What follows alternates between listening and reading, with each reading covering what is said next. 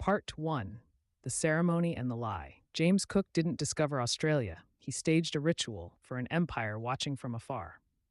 In 1770, Cook charted the east coast and landed on Possession Island. He raised a flag, read a proclamation, and claimed the land for Britain.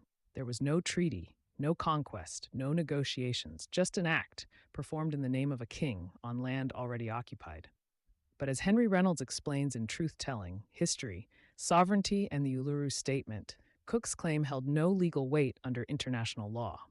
You couldn't declare sovereignty without effective occupation, conquest, or the consent of existing peoples.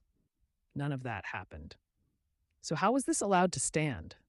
Enter terra nullius, a legal fiction that declared the land belonged to no one. It wasn't a fact. It was a convenient myth. The British didn't recognize indigenous land care. Fire stick farming, seasonal movement, ceremonial custodianship, all of it was erased because it didn't fit their definition of ownership. And that definition came from John Locke, the philosopher who claimed land could only be owned if it was cultivated, farmed, fenced, improved.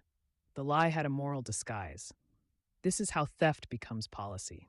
This is how erasure is dressed up as discovery.